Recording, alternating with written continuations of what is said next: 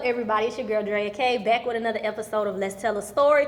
I see y'all looking at our episodes, but y'all ain't subscribed. What's up with that? Go ahead and subscribe. Make sure you follow us at The Antidote Network on all platforms. We got some... I ran out of breath. We got some new episodes coming your way. Today, we got a special guest on the show. All my guests is special. But we got Big Scoob on the episode. Tell the people who you are, what you do. Wow. Big Scoob, a.k.a. Big Scoob Jones, a.k.a. Big Scoob, the Jigga City Boss, the CEO/artist of Money Power Records that started all jig music, the movement, all of that. You know what I'm saying? Now, I'm him. You know what I'm saying? I'm him. He him. So you the originator. Oh yeah, of this jig shit that we got going on. Yeah. How you get your start with all that? For people who may not know, there's a lot of people that watch us and they may not be familiar with the originator. So let us know what you do. Okay. The jig music. You want to start with the jig music or how I started or what you want? How you started and then what you originated. Well, I mean, I always was into hip hop early on as a kid. I came up with hip hop and music. Like as a kid, I was growing with it. When it was introduced, I grew with it. You know what I'm saying? So I used to listen to Run DMC, Cool J, NWA, all the different people, that the music started from. The greats. So I always wanted to do it. Even when I was younger, I used to break dance. I used to be 9, 10 years old, break dancing. I used to do shows back then. Really? Yeah. Jumping out of garbage cans, break dance, spinning on my head, our battle bands, all that back then. Damn. So it was always in me. You know what I'm saying? I remember in elementary school, they had this contest. What's funny is it was what happened? No, go ahead. He on that camera. Oh, so what's funny is it was a don't do drug contest, and you had to either paint a picture or write a poem or do something to win this contest. I think I was like maybe 9. I think I'm in the third. I don't know however old you is when you're in the 3rd grade, 4th grade. I ended up writing a rap for it, and I wrote that rap and it won the contest. And I ended up doing that rap on the intercom to the whole school. So I always was a part of hip hop and music and stuff. I always wanted to do it. And later on down the line, I ended up starting my own record label, which is Money Power Records, that created Jiggalate, the jig music, all that. You know what I'm saying? That's it spent off from that. That's where it started. Money and Power Records, which is my record label. I'm the CEO. I'm the artist. And that's where it all started. And you from Baton Rouge? Yeah, originally from Baton Rouge, yeah, Belfair. Yeah. Shout out to y'all. So you had this gift. You knew that you had something special about yourself. You wanted to pursue it. At what age or when was the point in your life where you started taking it more seriously? I guess when I started the company, I mean, I took it serious then. When I knew I wanted to do it and I knew I was capable of being able to do it, I started taking it serious then. You know what I'm saying? So when I started the record label, I say, it was at point. I mean, it was times where I took it more serious, but I started taking it serious as soon as I started the record label, for real. So what made you start a record label instead of just going full force as an artist? Back then I was in the streets, I was in the streets hard, and I wanted to change my life and do something different, and I always was into hip hop music and rap, and so I started the label. And me not pushing myself as an artist is because I was the CEO and I was pushing artists instead of myself, which now that I look back on it, I should have pushed myself, but I pushed the artist instead of me because I was the CEO behind everything, orchestrating everything. So that's kind of how that went, where I just pushed the artist first. And once I seen how much money I was dumping into it, That's when I started saying I need to push myself because I'm gonna have to be the one to get my money back. That's what I ended up realizing later. You know. So being in the streets and everything, we ain't gonna go into detail about that. But being in the streets and everything, you got your business mentality from that to make you wanna transition into becoming a CEO with the music and everything like that. I always had a business mentality. Like I start like ever since middle school, I say 5th or 6th grade, I used to cut hair. Like I used to cut everybody in my neighborhood hair. And I was in like 6th grade and I cut everybody hair. I stopped going to a barbershop after the 6th grade. And everybody came to me. I was cutting people hair, putting designs in their head, all kind of stuff. Back then, nobody never taught me how to do that. I just knew how to do it. I taught myself. And I would make money off it. I'm talking about when school would start, when school was getting ready to start, I'd be cutting hair from day to night, talking about clippers getting hot. I mean, at least 50 to 100 people, you know what I'm saying, before school started. Like, and that was way back in like 6th grade. So I always had an entrepreneurial spirit to make my own money. So I guess it kind of came from that. It just grew. Yeah. So with your record label and everything like that, what was the vision behind starting it? Like, what made you be like, okay, I can do this for other artists. I see some talent out here in Baton Rouge. Like, what made you go full force into the label? I seen they had a lot of talent down here, and I wanted to do my own label. I was looking at other people, from No Limit to Cash Money, people that was around in the South that was really taking it to that level. CeeLo, Concentration Camp, that's my dog. You know what I'm saying? I was seeing what they was doing, and I was like, I want to get into the music thing, so I ended up doing my own label, and went with it from there. And how old were you? I say about 20. 20? Yeah. 20 years old? Yeah. So, with all of that music going on at that time, like, sonically, like, what kind of music did you envision yourself making, like, with your artists and everything like that? I really just wanted to make music that told our story down here. You know what I'm saying? From Baton Rouge. You know, our point of view, our perspective, like stuff we was doing here. I felt like what we was doing here needed to be heard. So this, you know, our perspective from Baton Rouge, the way we do things and stuff we saw, and we want, you know, put it out there. You know, I felt like it could catch. I've been seeing it, like just like people before me, they seen it. You know, I've been seeing it. I heard different artists that had talent that got my attention, and I wanted to do a record label, so I just started gathering up talent, and went with it like that. So what was the process of gathering your talent? Like, who did you reach out to first?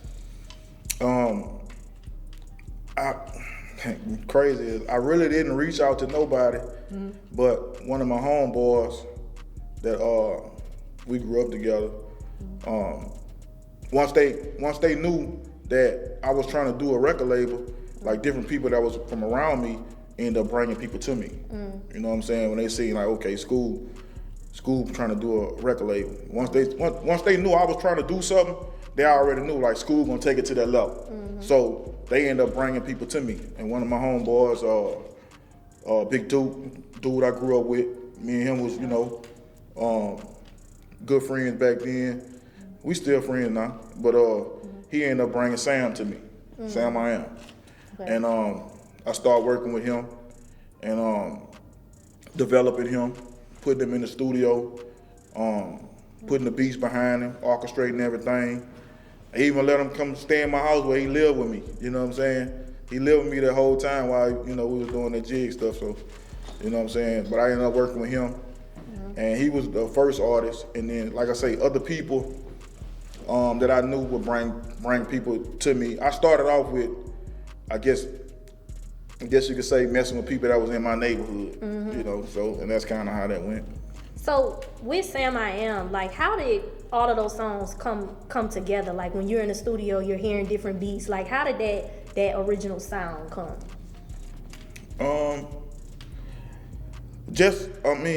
How you create music, I would say, is you're getting different production, different tracks from different producers. Some people will go to the producer, which real producers actually produce a song.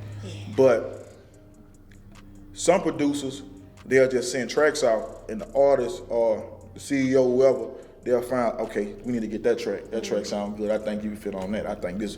So it kind of started off like that. You know what I'm saying? Just getting tracks from different producers, and everybody got their own story to tell. So that's kind of what make the vibe of the song, where your song different from somebody else. Because if you telling your story the way you seen it, it's gonna be different from somebody else. It ain't gonna be the same. Everybody got a different perspective. So that's kind of how we made our sound. You know what I'm saying? So when the music started coming about, like, what kind of traction did you see first? Did you see people in the club listening to the songs, or people in the streets listening to the songs first? Like, when did you start gaining some attention from the songs and the music that you were making? I say, we was always gaining a little traction, but I ain't gonna lie, in the beginning, man, people used to be looking at us crazy like, man, why don't y'all get y'all ass off the stage, man? Man, what the fuck is y'all talking about? What y'all doing? You know what I'm saying? That's how it was at first. And I seen all that stuff like spin around.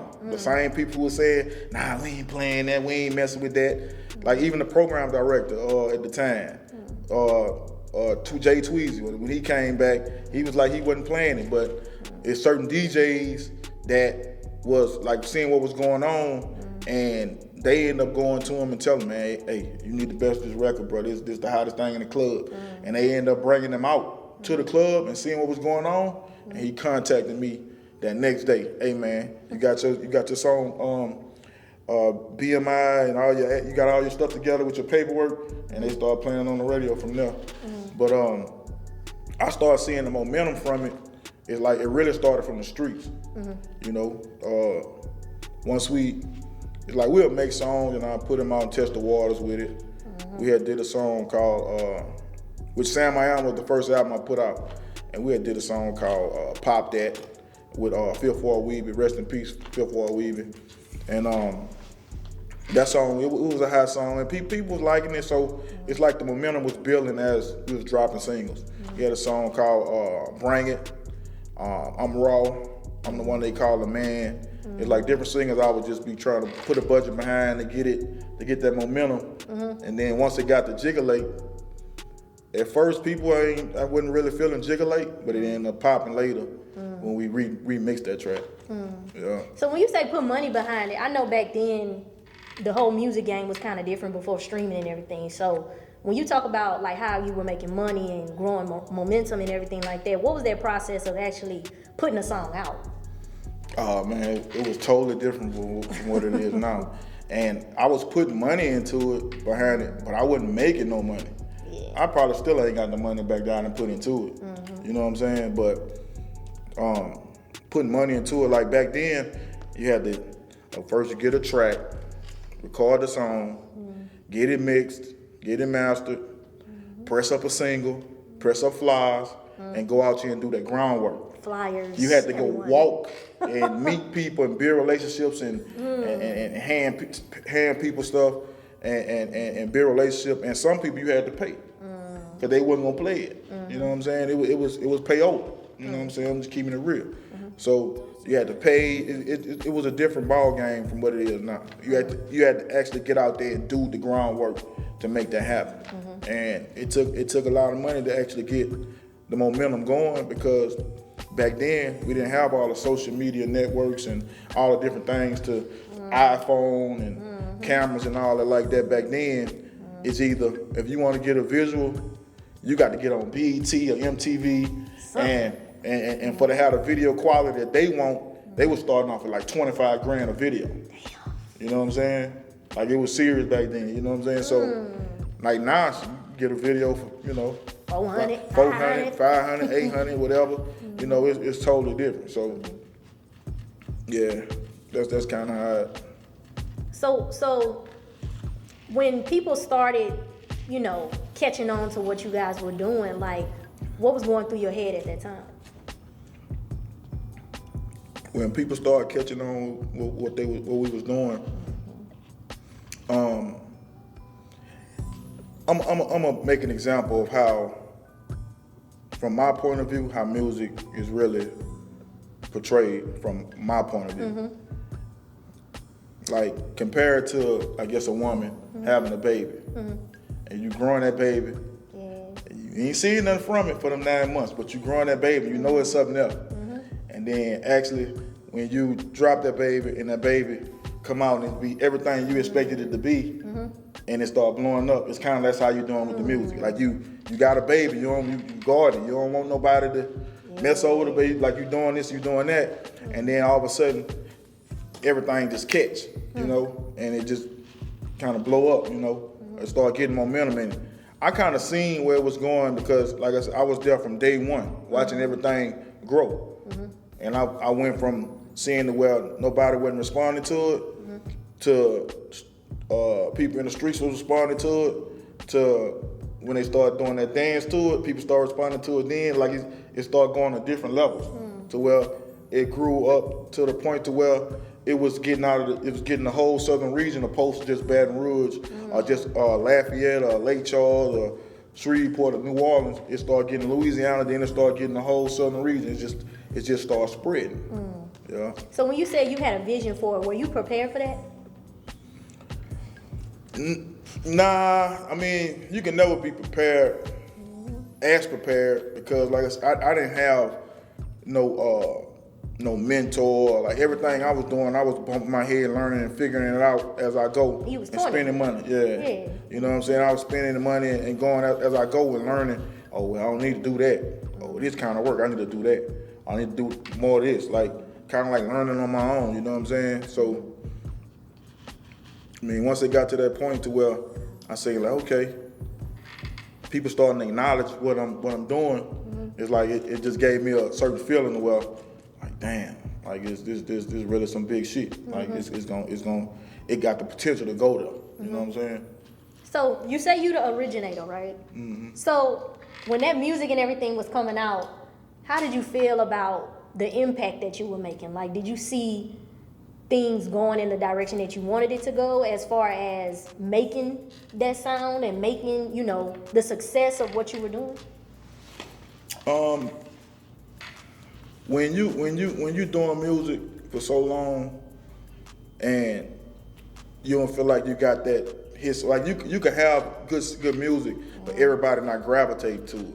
You know what I'm saying? But when you finally come across that song where people from, you know, in another city, another state, singing your song word for word and dancing and making them feel a certain type of way, like how we felt when we created it, it's just a different type of feeling, like, you know what I'm saying? So, I mean, once you see that part of it, you know, like, okay, man, we really reaching people with a sound that was made, or a song that was made in my neighborhood, in my house, you know what I'm saying? From where we was at in our section, and everybody gravitating to that area or that spot, and be like, damn, man, what they create, I like that. Like, where they come from, like, and it just gives you a certain feeling, like, damn, it's amazing. It's like a high. You know what I'm saying? It's a different type of high that it ain't compared to. I can't even compare it to nothing. It's a different type of high. It's different. It's different. You know what I'm saying? Yep. So as far as hits are concerned, like, what do you think, in your opinion, was y'all's first hit? I would say I liked it all the songs, you know what I'm saying? But I liked to Bring It. That from Sam I Am I'm Raw album. And of course Jiggalate. The two different versions. A lot of people get it, you know, mixed up because they heard the second one, which was with the horns in it, where everybody was dancing to. But it was a original version that X-File made, which he was chaotic at the time. He made the first Jiggalate, and then Shantae came along and kind of made it to where you could dance to it, and he made the second Jiggalate. But once, you know, Jiggalate came, I knew that was his song, once it, start seeing the momentum and how it was going, all they do is jig. And it's a lot of songs, that I'm a part of that end up with that sound that made it just go to that level. Because for at least 2 years, when we started, nobody else was making another jig song because we created. We ain't have no competition. But once people started seeing what we was doing, that's when they started making all the jig songs too. And everybody just started spinning off their own thing with it. You know what I'm saying? Yeah. So did you think that was gonna happen, or were you just like kind of riding that wave? I think the times and what it led to made me see it was gonna happen. But at first, I ain't think that was gonna happen. Like I say, you always, as a CEO, you always looking for that song that you think that's gonna blow. But the thing is, the song that we might think that's gonna blow probably ain't the one. The people and the fans and they decide what song was gonna blow. You know what I'm saying? 'Cause we had a few more other songs we thought that was gonna take off, and they didn't do like how Jiggly did. You know what I'm saying? Yeah. Did you feel like once it took off and people started, making their own sounds and everything like that, do you feel like at that time it was kind of like competition then? Yeah, it was competition. Music is competitive, so yeah, it was competition. Baton Rouge, we got that crab in the barrel mentality, so you know what I'm saying? You see somebody else doing something, they're gonna try to do it too, pull somebody down, they don't wanna see you, But I think if everybody was to work together the right way, knowledge-wise, just everything, I think a lot of people would have made it a whole lot further than where we at now. You know what I'm saying? But the stuff I did with starting a label and creating music that changed the whole music atmosphere down here, because Jiggly changed the whole music atmosphere. Like we changed the whole everything demographic, how the music was even much going. So, but to be able to make some music that changes everything, is, everybody can't say they was the first, even though the people that's the first end up getting the short end of the stick. Because you got to be the pioneers to see how stuff go and how it fail and how it work and how it don't work. And then the people behind you can look at what you did and then they can take it to a whole nother level. You know what I'm saying? So everybody behind us, you know what I'm saying? They was able to do certain things they was able to do because of what we did at that point. Yeah. So as far as like music compared from now to then, like what else was going on in the whole jig era? Like where did the word jig even come from? Jig was always a word. Like people be, man, why you ain't trademark the word or this and that? But you can't trademark a word. And jig was already there. If you look in the dictionary, jig was already there. Jig mean a thing that's on a fishing pole. Back in the days, jig used to mean dancing too. Back in the days, we just took jig and spent it and made it mean something else. You know what I'm saying? Like we took the word and we made it mean something else. When the pills was going back then, like black people wasn't really on pills like that back then. You know what I'm saying? White people been on pills like that. You know what I'm saying? Yeah. But during that time, black people started getting on pills, ecstasy pills like that. And we end up naming those pills jiggers. So that's how we end up coming with the jiggulators. Like I named all of that. The jiggulators, the name of the album, like that was me. I named that. And I had my reasons for doing that, you know what I'm saying? Because I knew nobody else wasn't doing it. So I put that in place on certain stuff to market in history. So if somebody was to ever say they started or they created or it was them or it was that, it's already wrote, it's already marked down, it's already there. You can't say you started that. You know what I'm saying? And if somebody could say they started that, I'm waiting on to say to say they can't or they did it. You know what I'm saying? Because they didn't. But I think around here it's understood that jig music started in Baton Rouge, and it started from Money and Power Records. The Jiggulator, Sam I Am, you know what I'm saying, recording the song, and that's where it started from. At that time, and just looking back and seeing how the music in Baton Rouge has evolved, is there some songs that you feel like have become classics? Do you feel like some artists have become the type of artists that they should be now? Like, do you feel like there's good that came out of what you started? Oh yeah, definitely. It's a lot of good that came out of it. A lot of bad came out of it too. But a lot of good came out of it because, like, all the artists that came behind us is we gave Baton Rouge a sound to where everybody can tap into and go other places and eat. You know what I'm saying? Even though they wasn't a part of laying that groundwork or, you know, paving the way, they still was able to go those paths that we traveled before they even thought about jig music. We was traveling those paths, laying that groundwork, and they was able to go behind us. So yeah, it was good in a lot of it, because, I mean, you could turn on a radio or go to the Club 9, especially in Louisiana, Baton Rouge. Every song you probably gonna hear in there is a jig song. You know what I'm saying? And before us, it wasn't like that. You know what I'm saying? But after us, that's how it is. So it was good because it gave Baton Rouge a sound. Just like how New Orleans got bounce, Baton Rouge got jig. And New Orleans then took bounce around the world, and jig right behind it now but it's from Baton Rouge. It ain't from New Orleans, it's from Baton Rouge. So yeah, it was a good thing to it. You feel like it doesn't get its recognition that it should?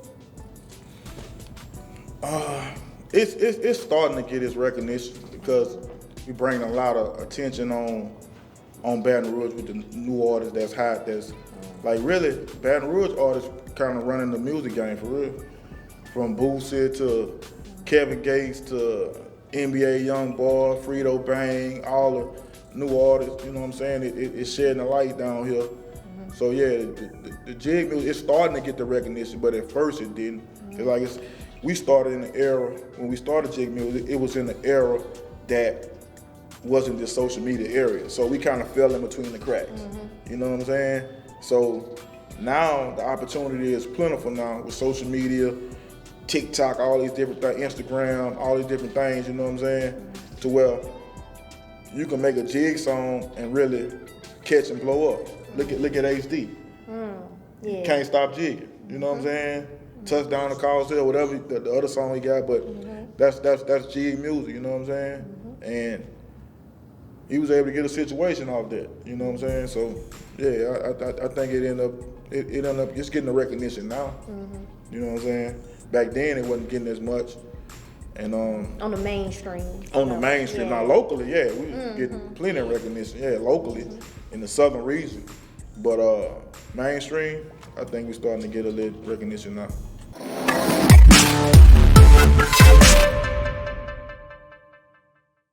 Hey guys, if you love that episode at I Got Drinks, you definitely need to come check out our I Got Drink mixers, which my favorite is the margarita. I have classic daiquiri, and I have old-fashioned premium cocktail. And coming soon, we will be making these on the show, so check these out, and we are going to give our honest opinions on them. But I'm already a fan, so get these and make sure to view more episodes of I Got Drink at the Antidote Network on YouTube, Roku TV, Fire TV, and Apple TV. And Amazon.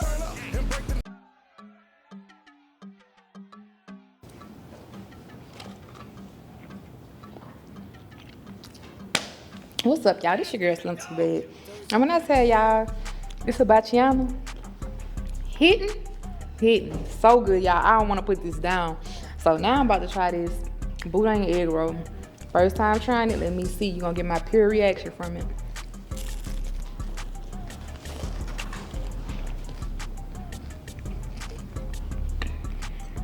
If you like boudins, you're gonna really like this. Shout out to the people for the egg roll boudins and the hibachiano. Slim Too Bad, checking out, baby. I'm about to go eat. Apart from Sam I Am, there were some other artists that you were working with that formed the Jiggalators. So who were those other artists that kind of came about after that? At the time, like I say, I orchestrated everything and named, like we wasn't no group. Let's get that clear. A lot of people like thought we was a group. We wasn't a group. All of the Jiggalators, like, they was just artists on my label. So I ended up naming the CD, naming the artist, the gang, which stands for, it was an acronym, stand for Gangsta Ass Niggas Grinding. That what gang standing for. So, like, everybody was talking about gang and all that back, like, we was talking about gang stuff back then. But we didn't have the same meaning as gang that other people have, because we don't have gangs. It's not a gang. It wasn't a gang culture back then. They probably got gangs now. But we ain't have no gang culture. I ain't part of no gang, none of that on. Not that type of gang. You know what I'm saying? Not that type of gang at all. My gang started stand for Gangsta Ass Niggas Grinding. That's it. You know what I'm saying?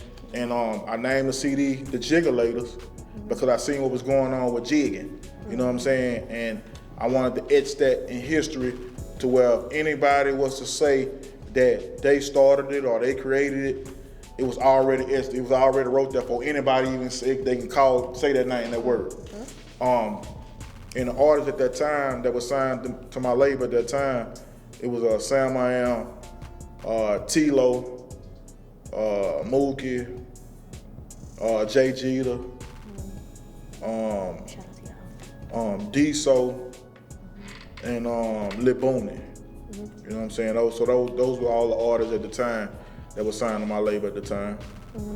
And did you ever have a conflict of interest? Did you ever were there any problems or anything that had came about just trying to put so many people on a label? Oh yeah, most definitely.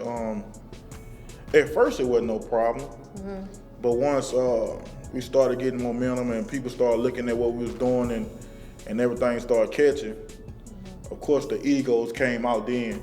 They was hiding at first, you know what I'm saying? The egos came out then.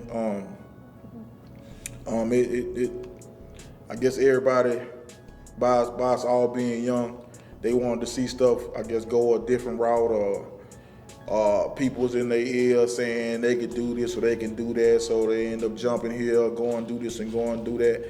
And when you do stuff like that, you kind of ruin relationships, you know what I'm saying? Yeah. But for the most part, before then, I mean, everything was going under my direction. It was following my lead, and once you get somebody get stuff to a certain point, to where now you done got to a level where everybody can see what's going on, and then I guess certain people fell for the okie-doke, and they moved around, and it caused a conflict of interest where we end up kind of parting ways. You know what I'm saying?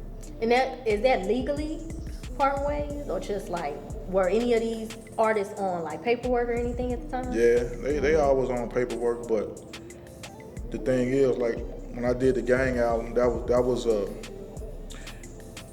I guess it was kind of like a compilation album of my artists. You know what I'm saying? So by being a compilation album of my artists, I was trying to see what the people was gonna gravitate towards, or what we could spin it off to after Sam I Am, I'm Raw album with Jiggalate. Sam had started getting, kind of, I guess, the ego trip thing, you know what I'm saying? And he wanted to go do this and do that, jump to this and jump to that. I guess he felt a better situation wherever he was trying to go or do. And which, I mean, it ain't do nothing. I mean, wherever he went, ain't nothing happened from it. Yeah. But and it kind of went that way. And the rest of the artists, they wasn't as known. You know what I'm saying? So was it because of the hits, or was there a lack of hits in the club or anything like that? Why were they kind of unknown? Because Sam was the first artist that I got behind. You know what I'm saying? So of course, he had more momentum than everybody else. You know what I'm saying? Everybody else, a couple of them got some cameos in the Sam I Am on Raw project, which was me, T-Lo, Mookie, Jay Jeter. Those four was on the Sam I Am on Raw, so they was able to get a couple of cameos on there. By the time it got to the Gang the Jiggulator album, that album was mostly me, Big Scoob, and T-Lo. That was mostly our album. Everybody else kind of got on different songs. I really orchestrated that album to make it look like a collective thing, but it was just songs that we had recorded during that time, and I kind of orchestrated together to make it be like a compilation type thing. You know what I'm saying? So the second album, which was the Gang the Jiggulators, which this marks the 20th year anniversary for the Gang the Jiggulator album. Okay. I put that album out in 2003, and it's the 20th year anniversary of that album. So we're looking for some videos and some different things that's finna come. And it's the 50th year of hip hop. Wow. So, and go figure, you know what I'm saying? So after that album, everything kind of like started kind of breaking off from there. Like certain people wanted to do their own thing and split off. So we didn't make another album after that. So from Sam I Am on Raw to the Gang the Jiggulator created all that momentum we got. And after that, it kind of like started falling off. You know what I'm saying? Everybody like kind of started splitting up and parting, going their own, separate way. Yeah. So what are your aspirations now? Like, do you feel like because certain things weren't documented or, the business wasn't how it is now, do you feel like you want to remake and redo some of the things that you were doing back then? Now? Oh yeah, definitely. I want to, back then when we made those songs, like I say, the only thing that we didn't do was put visuals to those songs. And without putting those visuals to those songs, it made people who they knew what the song was, but they didn't know who it was. Yeah. You know what I'm saying? They heard the song, they knew it and they like it, but they couldn't identify it with nothing. So, and that's the only thing I didn't really do back then is make those visuals. So I'm gonna go back and make those visuals to those songs, being that it's the 20th anniversary of when I put it out. So I'm gonna go ahead and make those visuals of those songs and spin it off into the new music that y'all about to hear. I'm telling you, hey. Bringing the jig back. About to bring it back, you know what I'm saying? The original jig back, the originators, bring it back like that, you know what I'm saying? Some good music, bro, like, hey. To dance to. Dance to, jig to, you know what I'm saying? But, like, I want to put this out there too, because the way jig music is right now, it's a lot of dancing and fast paced, moving and, working out and all that type of stuff there. But like when we started, it wasn't like that, you know what I'm saying? Jiggly had more of a swag. It was more gangster. You could be in the club, just throwing them up, it's just Jiggly was a way of life, you know what I'm saying? It wasn't an aerobic thing, but I mean, I ain't knocking a new way. I love it. I like the way they spit it off. You know what I'm saying? I like the new way. I like y'all doing y'all thing. Y'all made it evolve to that. But we wasn't doing all that back in the G, you know what I'm saying? And, jig was, like I said, jig was a way of life. We was doing our thing. And, it just went to a whole nother level, you know what I'm saying? So, yeah. How does that feel, like being 20 years after, wanting to come back and do more music now after having, created your blueprint then after 20 years? How does that feel? It's a gift and a curse. I feel good about it. I feel bad about it. But I feel like I had an opportunity to go back and get what was left on the table. You know what I'm saying? Because it's a new age, a new era. The social media era. They got people that ain't never heard none of this what I'm talking about that can be new consumers of what I'm talking about. You know what I'm saying? So right now is the perfect opportunity, being that Baton Rouge is in the spotlight because of all the major artists that's on major platforms that's doing their thing from Baton Rouge, and we being watched and looked at. I feel like it's the perfect timing for it. You know what I'm saying? To go back and just visualize everything, you know, and let it be seen, let it be known. This where it started at. This where it came from. The reason why certain people able to do certain things they doing and traveling those roads that's already been created or paid. It's a reason, you know, to that, and you know they need to pay some homage to that. You know what I'm saying? How do you feel about the people that are like taking your songs back then and kind of remixing them now? I mean, it's a good thing. You know what I'm saying? I like the way the new generation of the youngsters. You know what I'm saying? They evolving it. Like some of them, they some certified bangers. I ain't lying, and I like it. But I feel like they should be paying homage though. You know what I'm saying? You know, letting them know, you know, where it came from, or like the idea, like acknowledge it. You know what I'm saying? Acknowledge it. You know where it started, where it came from. You know what I'm saying? And but yeah, but for the most part, I like it because it's really good music. You know what I'm saying? Yeah. And do you see jig music, Baton Rouge music in general, going beyond local? Because I know we have certain artists that is in the mainstream right now, but their sound, it has some Baton Rouge to it, but it's not like, you know, how it is like locally. Do you feel like this is an opportunity to bring like that real sound to the mainstream? Oh yeah, definitely. I think, like if you go on Instagram right now, and you know how you can type in on the like right now we doing this interview, and if I go on Instagram right now and screenshot a picture of me and you, and then I go on there and press location, you know Jigga City gonna pop up, right? Really? Yeah. That ain't exist before we did it. You know what I'm saying? So you could type in a location and it's gonna say Jigga City. You know what I'm saying? Jiggalate, all that stuff it's a word that's worldwide. You know, because once it hit the internet, it's worldwide. Anybody in the world can, you know, type that in. You know what I'm saying? So, and I'm the first person to call Baton Rouge Jigga City, just to let it be known. You know what I'm saying? I'm the first person to call Baton Rouge Jigga City.